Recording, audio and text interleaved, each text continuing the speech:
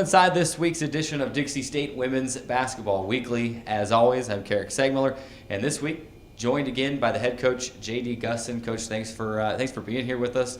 Let's just jump right into it. We've got a lot of stuff to discuss on this week's segment. The big announcement, we'll talk a little bit about the move to the WAC here in the fall of 2020. We'll talk about the RMAC season. So far, I should mention, though, we're inside the new Directors Club room, the highest level of the Trailblazer Club. When you look at this room, I think this room really represents where Dixie State is headed in athletics right now. It's nice. It's a great place to gather, and I just love being in this room. I don't know about you. Yeah, absolutely. It's beautiful. President Williams and Dr. Booth and the other administrators that worked on this have done a tremendous job. It's just gorgeous in here, and we're super proud of it, for sure. Like to show it off. That's why we're in here this week. Let's dive right into the meat of this, because there's a lot to talk about, and the move to the WAC is announced this last Friday. Accepted the invitation from the WAC, moving to Division I status, starting in the fall of 2020. So that for basketball, that 2020-2021 season, you're Division I, you're moving into the WAC. I know you're one of the coaches that was for it, right from the get-go. You finally hear it announced. What are your thoughts? What are your feelings on it, just overall on the move? Time to get to work, Eric. No, we've been working. Fortunately, we've kind of known that this was a possibility for a while, and we've kind of been planning on it accordingly for probably since this past summer since President Williams told us about it. I just am super excited about it. I think it's really going to be great for our community, Carrick. I think it's great for the institution. I think it's actually better for the institution maybe than for our athletic department, even if that makes any sense. I think it's going to be good, of course, for our department, but it's going to be a challenge. It's going to be a lot of work. But I think we have the administrators and coaches up for it, and just like I said, excited to see where it takes us. Now, it affects every department kind of in a different way. Athletics is big, like you said, at the institution, the community, and then each team differently. So let's talk about how this affects Dixie State women's basketball. That's what we're here to discuss.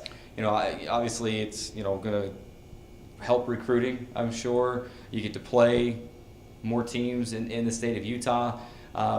When you think about the move in terms of your program, what are some of the biggest ways it affects women's basketball? Well, call me crazy, but I believe that we've been recruiting WAC players for the past couple of years now. I believe we have a handful of them on our roster right now. I believe that the three that we have coming in right now can play in the WAC, or we wouldn't have recruited them. Now we need some help with some size, and that's what we're trying to find now. But we're going to find it. We need to increase our staff, of course. Need some more help with some in those areas. And then there's just a lot to do, of course. But overall, I just think our program has the potential to compete in the WAC soon, maybe sooner than one might expect. Just really looking forward to it, Carrick. It opens the door to, like I mentioned, to be able to play. Obviously, Utah Valley, that's a built-in, probably a couple of games every year. That'll be a fun in-state rivalry.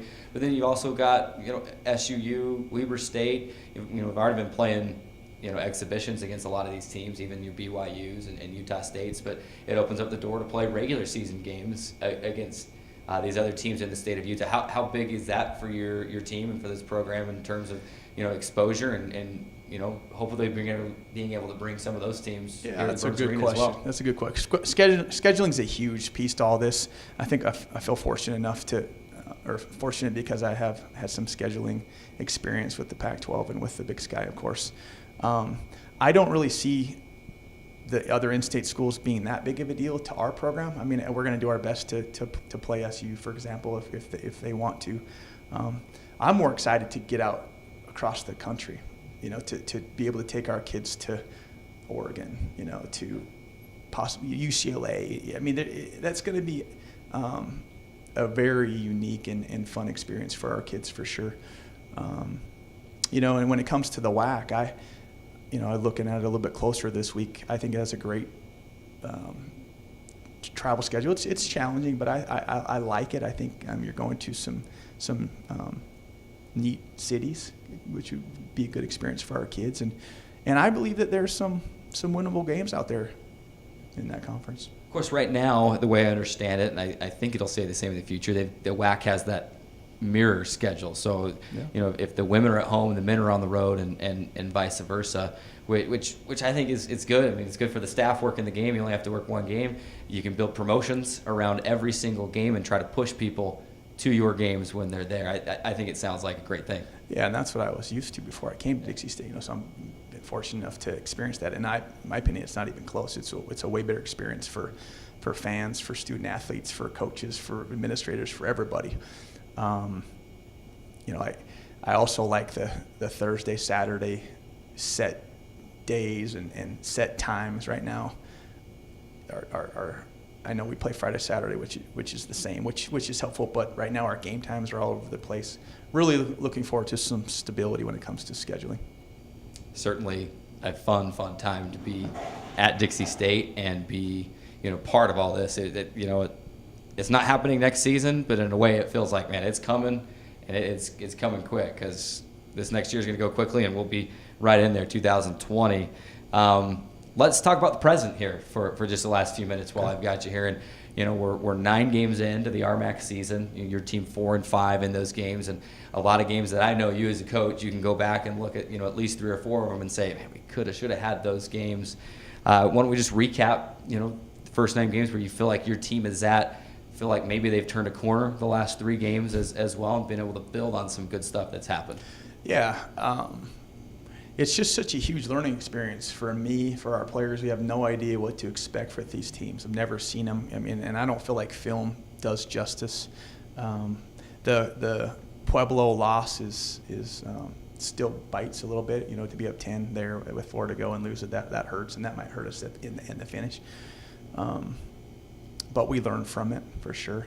And then our trip to Denver 2 weeks ago was really a disaster, and we're hoping to really capitalize on what we learned there with this return trip to Denver this weekend.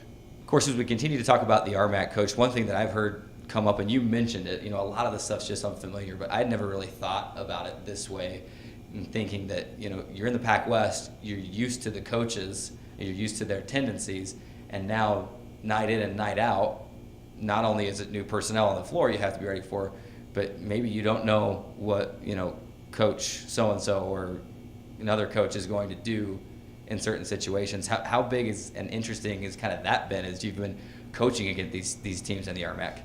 Well, I think that it's a great point. We look at that as an excuse, Carrick, and we're not trying to make excuses for anything, but I think that it's real. And knowing a coaching tendency and the way that they want to play, and we'll try and maybe take them out of that style of play. That there's no question that's significant.